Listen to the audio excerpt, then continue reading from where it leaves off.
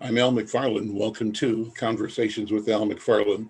Every day this month, through the end of the month, we've been doing special town hall meetings, talking to agencies, organizations, politicians, electeds, uh, community members who are all joining and bringing their resources, their best game to combating the impact of COVID-19.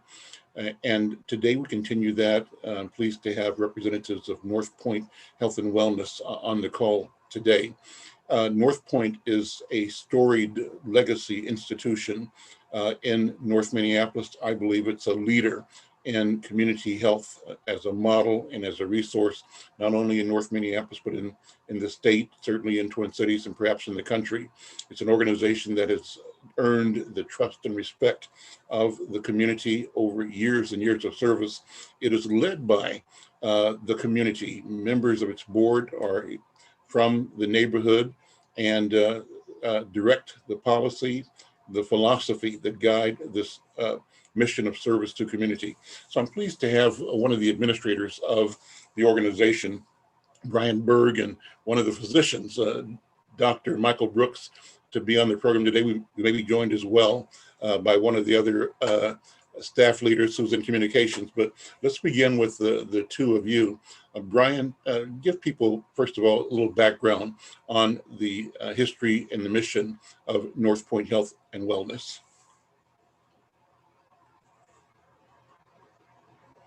And you have to unmute. There we go. All right. Can you hear me now? Yes, I do. Great. Thank you. My name is Brian Bergs. Thank you for the opportunity of being here today, Mr. McFarlane. I am the Chief Financial Officer for North Point Health and Wellness, the clinic here at 1313 Penn Avenue North. I've been here since 2003 and have seen a lot of different challenges. And as you said, this year has been the most challenging year I've seen yet, and I've been here a while. So thank you for the opportunity, and I'll let Dr. Brooks introduce himself. Dr. Brooks, good morning, good afternoon, and thank you so much for what you do as a frontline leader and responder, and thanks for being here today. Well, thank you all for having me. As Brian mentioned, here in the community, we have seen a lot this year, but we are very grateful for the opportunities that we have been able to provide to our community members as a resource and also a beacon of hope. I'm the dental director here at North Point Health and Wellness, been here since 2013, and been very blessed and fortunate to be a member of this organization. Well, it's a great organization providing invaluable service to our community and symbolizing the necessity of leadership and service to us, from us. That's the beauty of North Point for me, is because of doctors like you, Dr. Brooks, and leaders like Stella Whitney and you, Brian Berg. All of you represent this commitment to a vision of healing and health and a vision of equity. Our people both being responsible for and delivering value to our people through competent medical, health, and healing services. And North Point's been about that from the beginning. But let me ask you, Brian, to take a minute and go back, talk about how North Point is organized, and explain what I mean when I say it's a community-led organization. And if you would, let that lead you into describing the particular specific challenges North Point is experiencing during COVID-19. How is that affecting what you do and how you deliver the services for your customers?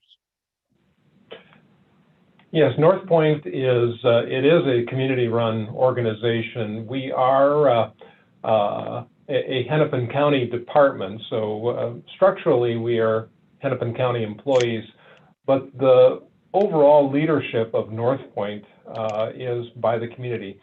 We operate the clinic under a joint agreement with the community board. We are a federally qualified health center, and so we often talk about our FQHC status. And what that does is that we are required to be led by a community board of directors that sets our overall health policy, hires the CEO, who is Ms. Stella Whitney West, and you mentioned her. the board then sets those policies and we carry them out. The board is required to be made up of over 50% patients of the clinic. So not only are they community members, but they're clinic members, and that's important to the services that we deliver. They guide it overall. They take a look at what services are we delivering to the community and what should be the services that we deliver to the community. We have been a federally qualified health center for over 50 years. We were actually one of the original community clinics that goes back to President Lyndon Johnson's War on Poverty back in the late 1960s. So we do have a long and storied history. We partner with a number of organizations throughout the community, including having school clinics at North High, which we've had, no one can really remember when it started, so it was shortly after the clinic was going. We also work with the Phillips Youth Center and several other schools. We have clinics up on West Broadway. Dr. Brooks has been very involved in that, and also over at the Cora McCorvey Center. So we're in a number of different places. So with that community board, when COVID started popping up on everyone's radar, starting in late January of this year, in February, we started preparing right away.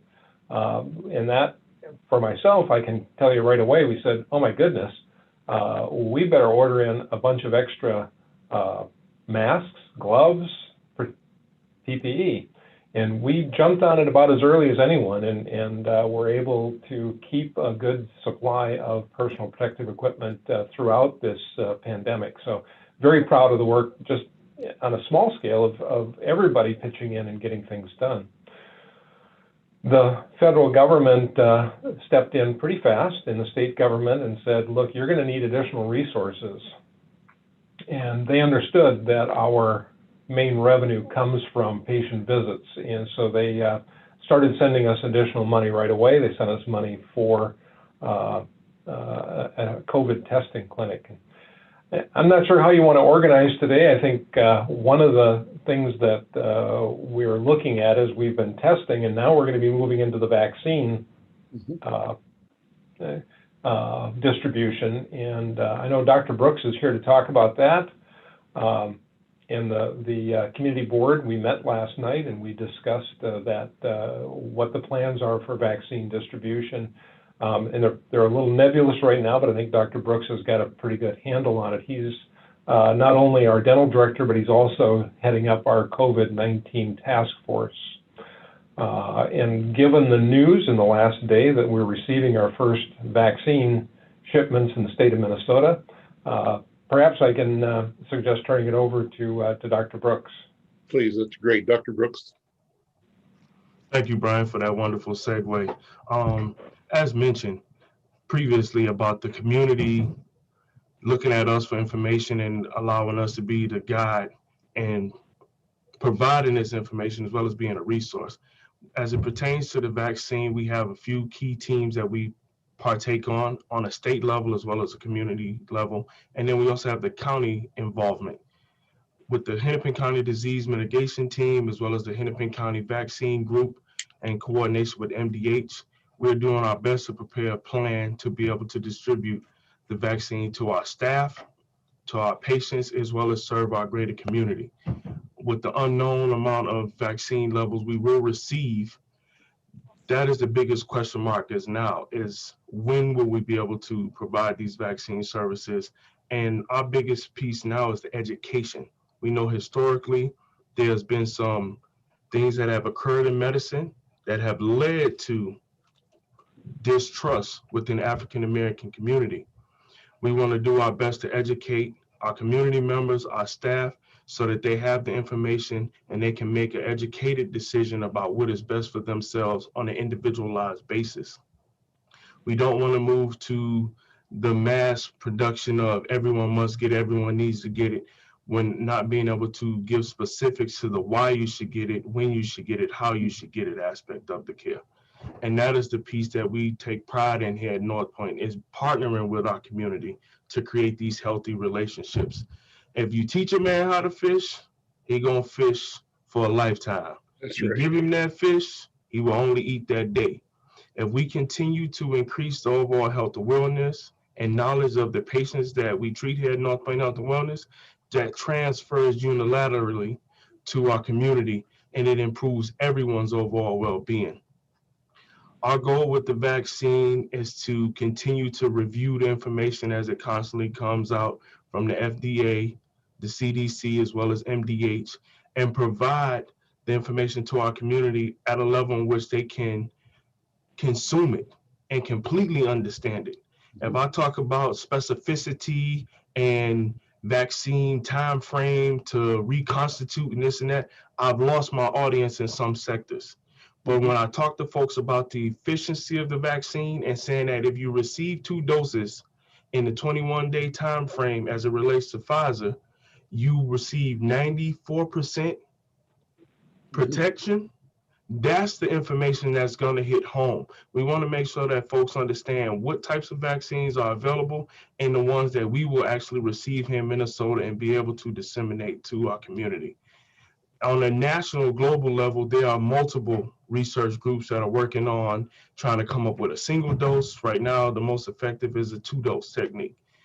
We are blessed with the medical team we have here and the leveraging of resources and information that we each receive individually, making a collective effort to develop the best plan of approach to disseminate the vaccine for our staff and to educate our community on the information that is coming.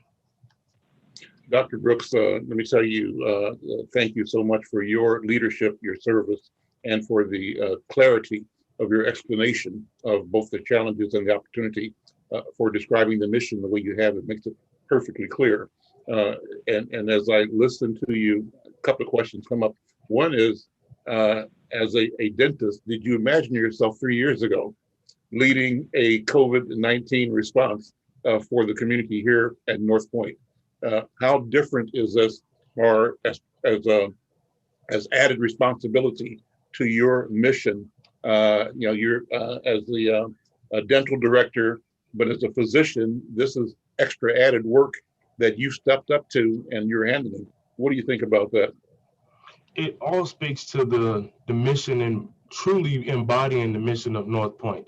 You know, when we talk about oral health, there were many campaigns started years ago talking about the mouth as the gateway to the body and bringing that connection back.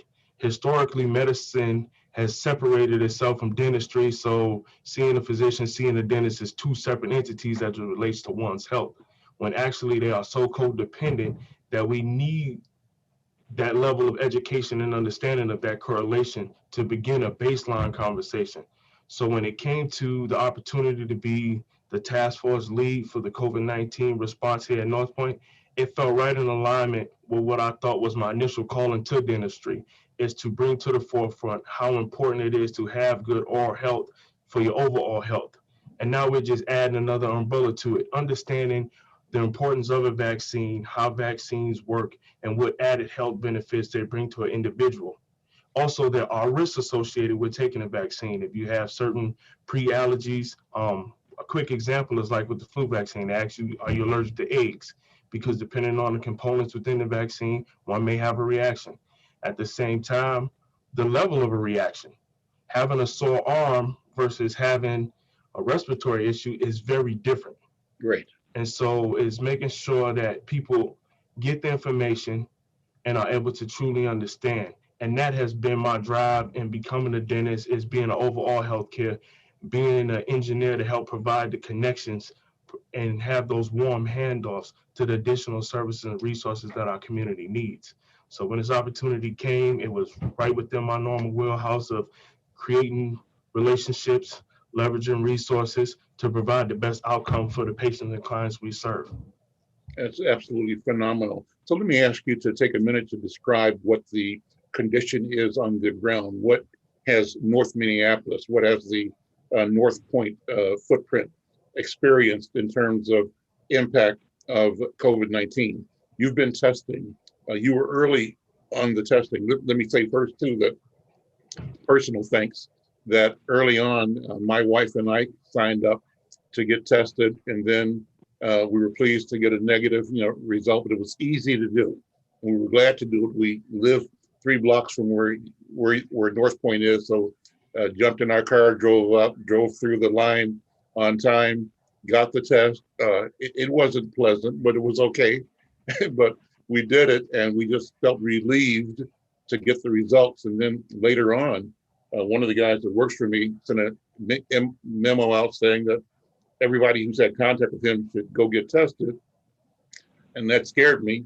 I scheduled another test, got in quickly, test okay, only to find out the guy said it was a joke. I should have read the entire email. I think that, and I told him, you can't joke about this. It's a serious business. I went and got the test because I only read the first 3-4 lines of his email. But this is really consequential for everybody. So thank you all, number one, personally, for having the resource that I have benefited from personally. And I know when I've been there, there've been lots of more people from our community and from out of our community going through the line. What's been the story? What is the story of the impact of COVID-19 in our community? Do you have the numbers by any chance of how many people might be impacted or affected by COVID-19? How many deaths have there been in North Minneapolis? You might or might not have the data, but if you do, please share what you can. The direct data on deaths as it relates to North Minneapolis, I do not have, but as it relates to our overall testing and the impact that we have been able to see, as they talk about on a national level, that the brown and black people are more infected with the COVID virus. They have a higher infectious rate. We have seen that directly correlated here in our numbers here at North Point. And we've also seen correlations between testing rates. There are certain subsets of populations that get tested at a higher rate. African-American test rate is lower, as we talked about from historical context. However, we have seen the marked increase of positive test results within our African-American subset. Those are the factors that— Are there percentages or numbers you can give me that to give an idea of how much positive you're experiencing or finding? So so just as a quick rundown, so roughly 56% of our patient makeup is African American. We have tested roughly at a 33% rate, and then when it comes to a positivity rate, it's hovering about 20%. Okay. So when you look at just that compared to the overall Hennepin County average, which is roughly, I think it's at 13 or 12.7 now, and you look at the state average, which is 7, you can see that it's a 3-time fold just within a small subset group. Okay. And then at one point, our positivity rate was as high as 30%. Wow. So when you look at the national data and you hear it on the news, you get over inundated with it. Sometimes we become desensitized to the fact that it is impacting the Black and brown communities at a much higher rate. Mm-hmm. And then you begin to delve into, well, how is it and why is it and who is the key players that can help change this? Mm-hmm. And that was the design of North Point Health and Wellness in its conception as Pilot City, is to be able to have the meeting of all of this information, as well as be able to provide the resources and the service. So when it came time to do mass testing, we were built for something like this. Mm-hmm. Mm-hmm. And it allowed us to quickly reallocate staff and develop a plan to utilize the new facility we have to do testing in the ramp. You say 50% of your client base is African American. What are the other demographics? How many Latino, for example? How many Asian Americans and white Americans make up the North Point customer base? So I believe it's 56 or 57% is African American. Then we have another 25 to 30% Latino American, followed by our next highest set would be Hmong American, and then it would be our Somali American, and as well as our Caucasian Americans. How was that experience being a organization and a resource that is able to effectively communicate and reach and serve across ethnic, language, cultural lines? What challenges and what discoveries are you all making in how to deliver effective service to these diverse populations?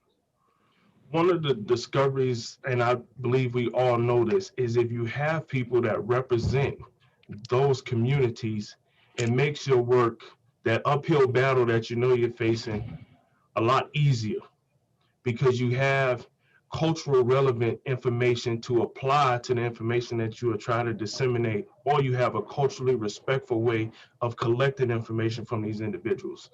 That's what has that's the process that has allowed us as North Point to become more inclusive in these community subsets and be looked at as a avenue of legitimate resource, someone that we are sought after now by certain communities.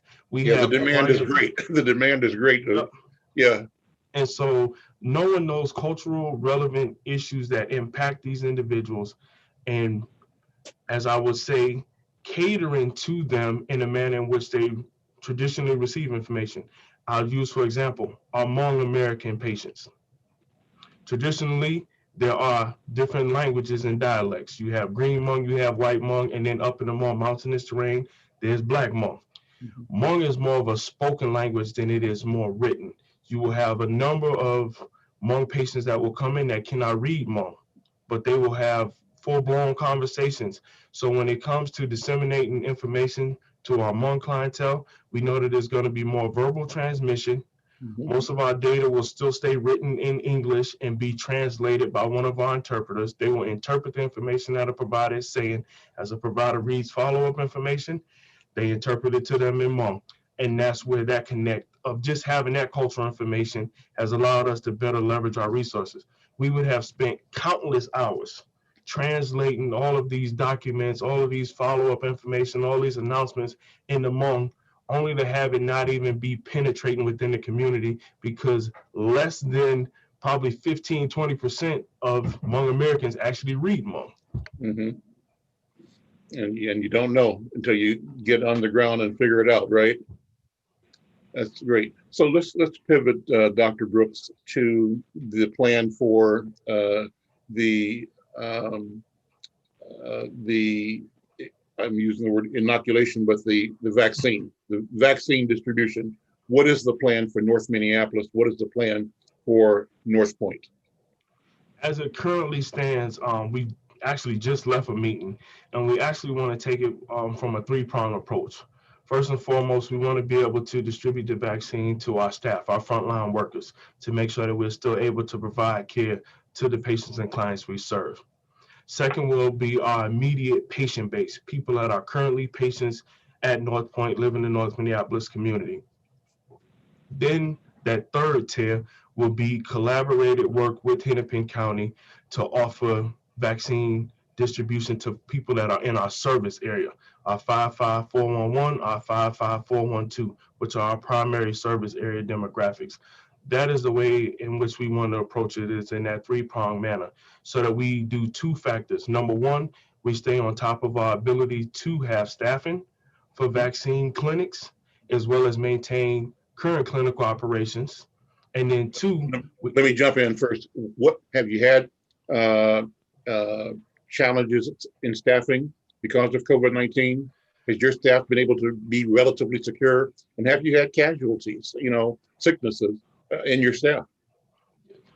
Fortunately, we have not had any deaths. We have had staff out due to the COVID-19 virus, okay, but fortunately, we've had no one that has died.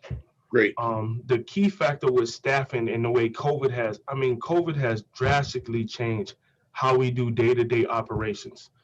For example, a dental procedure that you would come in for and it would typically take 30 minutes to do now takes an hour. Because there's so much more data collection information we go through, the whole process of getting the rooms turned over, the disinfectant, the air exchange rate. I can go and work for a HVE company. I know so much about air exchange now. But it's critical to understand that, to be able to distribute that information to my team when they have questions about their safety as staff members, as well as the safety of the patients we are treating. So with the expanded time that it takes to complete procedures in all areas, we have had reductions in the number of folks that we are able to see, which has impacted our operational plan significantly. Mhm. And then when you add on top of that additional duties and tasks, we have stretched our staff, but we've been very grateful that our staff has stepped up to the challenge because we know the importance of our roles here at North Point, and we know the value that we provide to this community and how important that is to the overall well-being. We've got a great staff there. I have to shout out one of my daughters who works for you there. Michelle Wells is one of your managers for scheduling, I think, in your call center. And I know she loves her job and loves the ability to serve the community. And so shout out to Michelle and everybody else on staff. All of you are doing such great, great work. And thank you so much. And so what can people expect? Have you started vaccinations yet? Have you received your first doses of the vaccine? What's the time frame for your three-pronged rollout for the vaccination? So currently, we do not have any solidified dates and we have not received any vaccine distributions. But as it is with any operation, you want to develop a strong operational plan that can be implemented. And so that's where we're at right now. We want to make sure we dot our I's, we cross our T's, and what is necessary for us to disseminate information to our community, as well as prepare for the operational challenges that will come.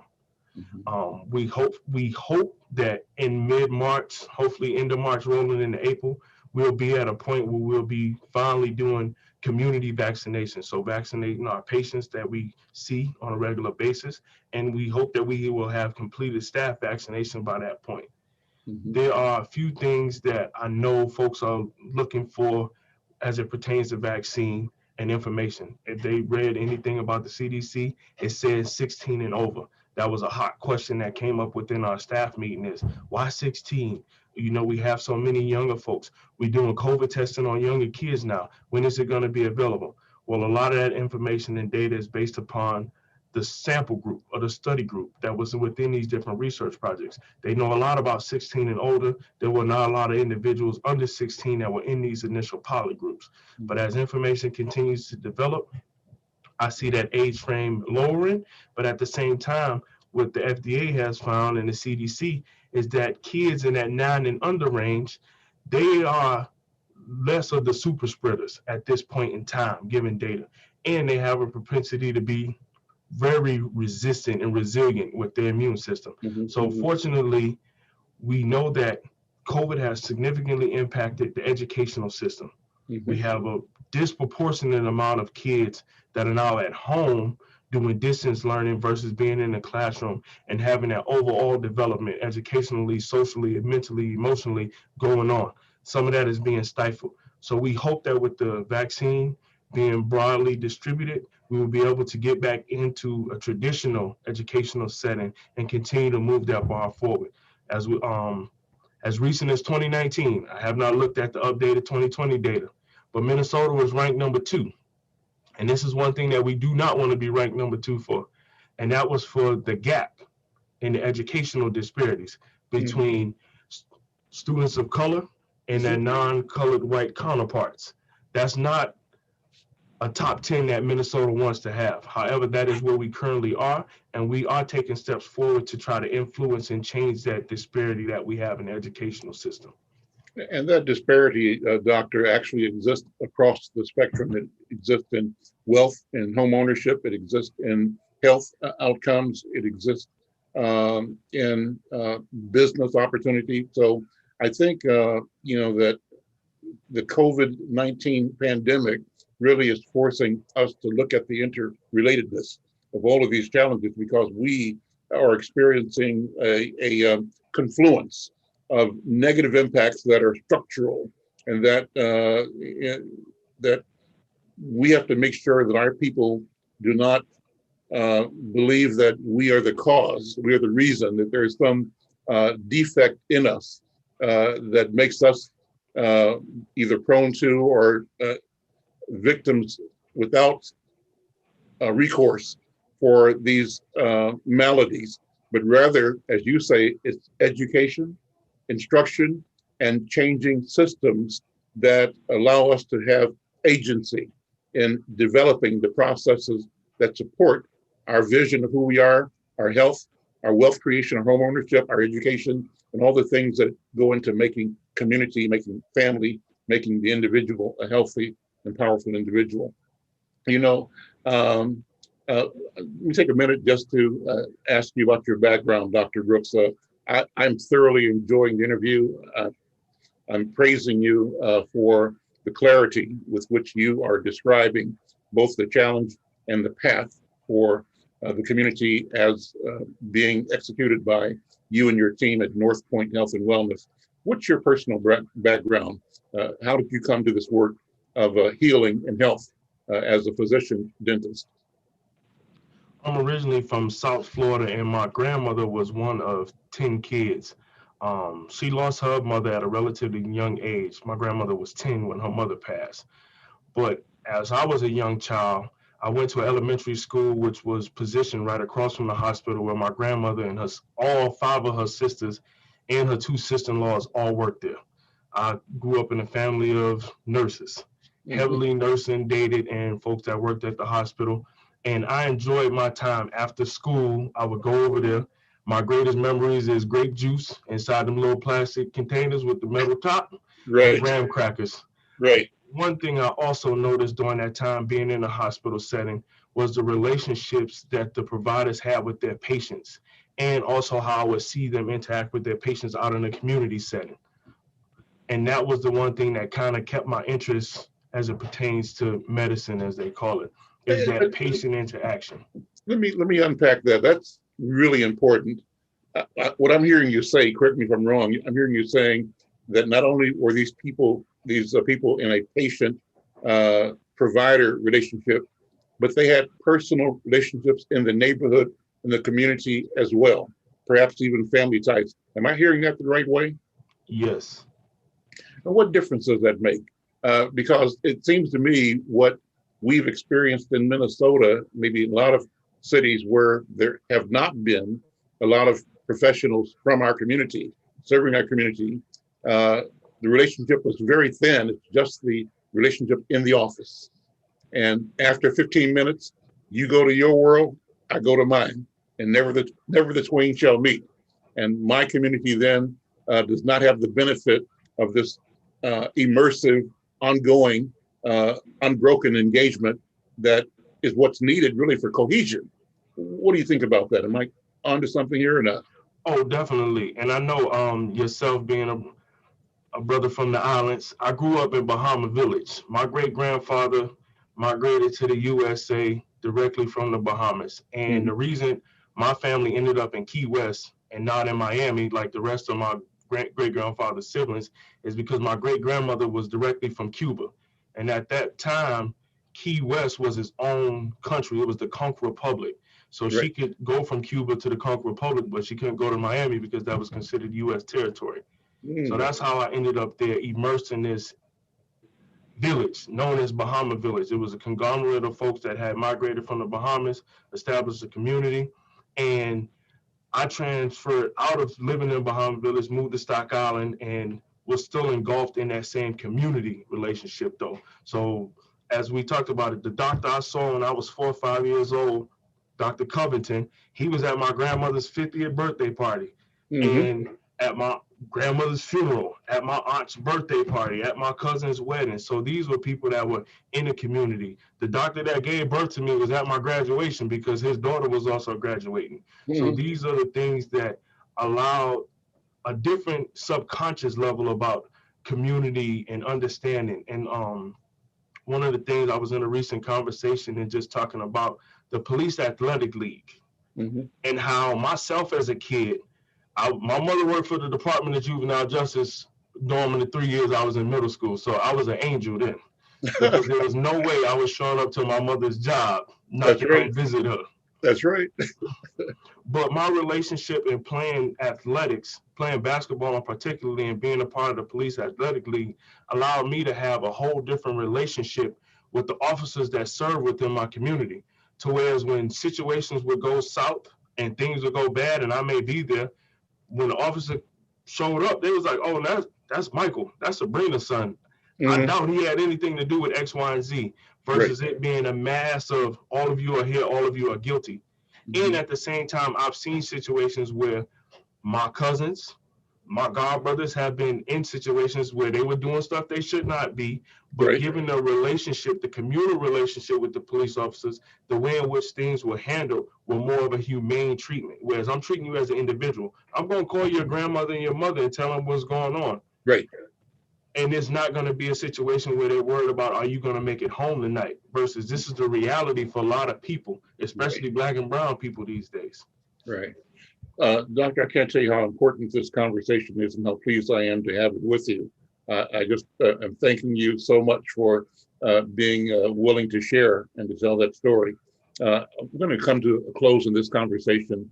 I want to ask you to once again invite the community to both be aware of what the challenges are, both be aware of what we are doing in community, meaning you at North Point with your team, and how to make sure that we are ready, both by being preventive and both by being ready to sign up when the opportunity for vaccination occurs in the community here in North Minneapolis.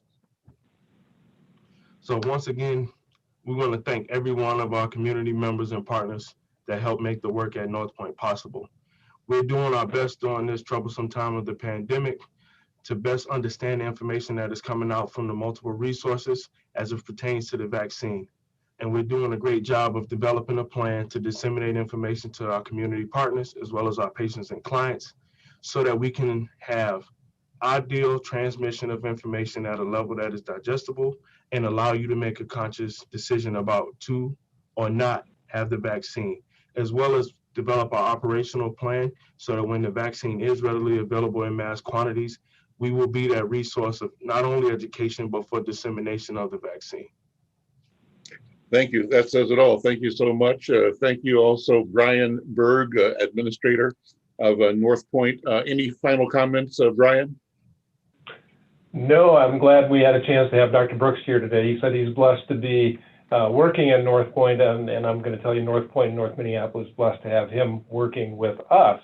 So he's just been a real key to our programs here, as is all of our employees. And I just all the different complexities that we've had to deal with from your own daughter's work in scheduling appointments and the complexities of that. So we're continuing to deal with those complexities every day. We are blessed to have a great community board that gives us leadership for this, and great staff like Dr. Brooks. Gentlemen, thank you so very much, and both continued success. Blessings to you and to all of your teams, your staff, your families. We'll talk to you next time.